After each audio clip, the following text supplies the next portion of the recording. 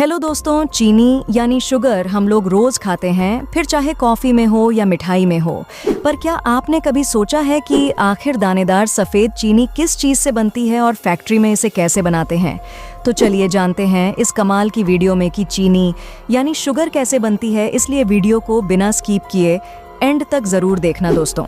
चीनी बनने की शुरुआत होती है गन्ने की फसल की शुगर फैक्ट्री में पहुंचने से। क्योंकि चीनी मुख्य रूप से शुगर केन यानी गन्नों से बनती है, इसलिए ट्रक या ट्रॉली में लोड करके गन्ने फैक्ट्री में पहुंचती है, जहां पर उन्हें क्रेन मशीन की सहायता से अनलोड किया जाता है यानी उतारा जाता है और इसे सीधे सरेडर मशीन में भेजते हैं। ये मशीन कुछ ही समय में गन्ने को कट करके बारीक फाइबर में बदल देता है, लेकिन यह उसका जूस नहीं निकलता है। अब जो फाइबर हमें मिला है, इस फाइबर को लाइन से एक के बाद एक लगी रोलर और मिल्क के बीच में से गुजारते हैं, जिससे फाइबर में मौजूद एक एक बूंद जूस को निकाल लिया जाता है। 2-3 रोलर से गुजरने के बाद इसमें गर्म पानी डालकर फिर से रोलर के बीच में से गुजारते हैं। इस तरह से 99% तक जूस निकल जाता है। अब इस फाइबर को मशीन की सहायता से छानकर अलग कर लेते हैं, जिसे बगैस कहते हैं।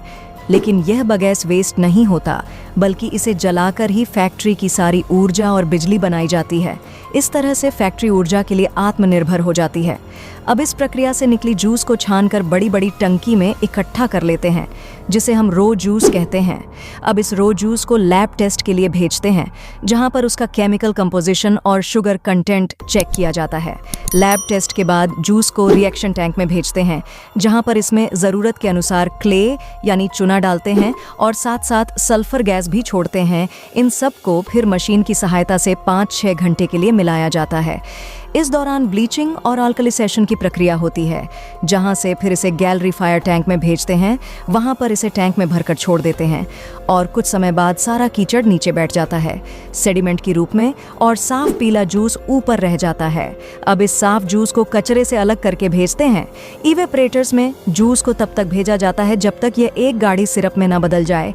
अब इस सिरप को प्रोसेसिंग टैंक में भेजते हैं, जहां पर इसे पहले गर्म करते हैं, फिर इसमें पहले से बनी चीनी के उसे दाने डालकर ठंडा करते हैं, जिससे ठंडा होने पर बाकी सी भी शुगर क्रिस्टल यानी दानों के रूप में जमने लगता है।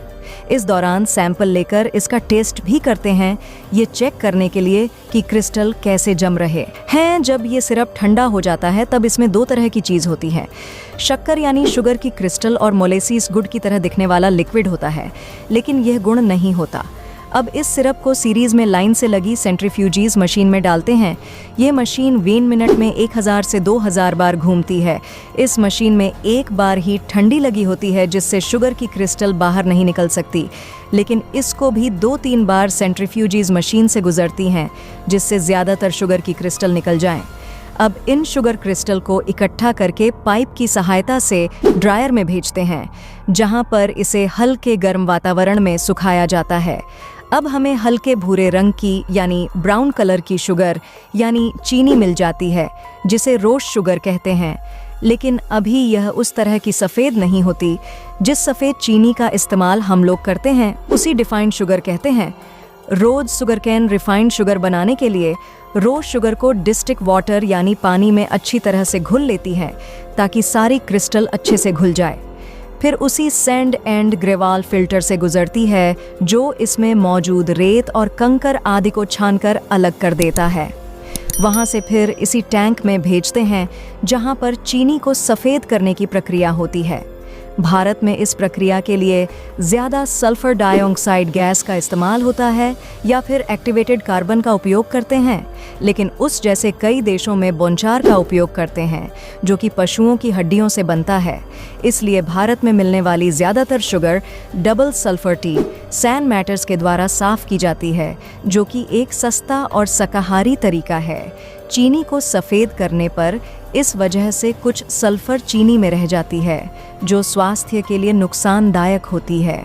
इसलिए आपने सल्फर फ्री शुगर के बारे में सुना होगा, जो कि एक्टिवेटेड कार्बन या फिर बूंद चार के द्वारा बनाई जाती है। तो चलिए आते हैं अपनी मैटर पर। डीकलराइजेशन की टैंक में छने हुए घुल यानी सॉल्यूशन को भरकर कुछ समय के लिए छोड़ देते हैं। इस दौरान टैंक में मौजूद सल्फर डाइऑक्साइड या फिर एक्टिविटी कार्बन सारी कलर को अब्जॉर्ब कर लेता है, यानी सोख लेता है और एक क्लियर सफ़ेद लिक्विड बन जाता है, जिसे फिर वैक्यूम कंप्यूटर में भेजते हैं, जो इसमें मौजूद पानी को गर्म करके कुछ चीनी के दाने डालकर ठंडा कर देते हैं, जिससे ठंडा होने पर यह शुगर क्रिस्टल यानी दानों के रूप में जमने लगता है।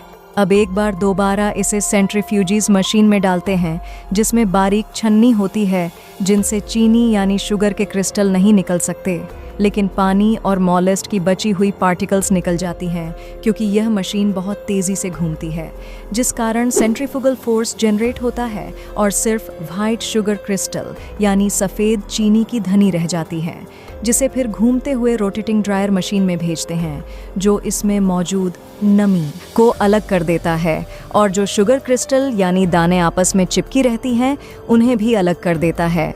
फिर इसी बड़ी बड़ी वाइब्रेट करती हुई छन्नियों के द्वारा छानकर इसे स्टोरेज टैंक में भेजते, जहां पर हज़ारों टन शुगर को रखा जाता है, जहां से फिर इसे ऑटोमेटिक फीलिंग मशीन के द्वारा प्लास्टिक बैग्स यानी बोरे में भरते हुए चले जाते हैं और इसकी ऊपरी सिरे को सीक कर पैक कर देते हैं, जहां से फिर इसे आगे ट्रांसपोर्ट किया जाता है। तो इस तरह से बनती है चीनी यानी शुगर।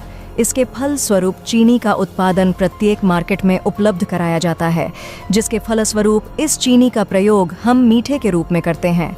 दोस्तों, अगर आपका कोई डाउट हो तो नीचे कमेंट करके ज़रूर पूछें, और अगर वीडियो अच्छी लगी हो तो लाइक करें, चैनल को सब्सक्राइब करें और दोस्तों के साथ शेयर करना बिल्कुल ना भूल। मिलते हैं किसी दूसरी वीडियो में, तब तक के लिए जय हिंद, जय भारत।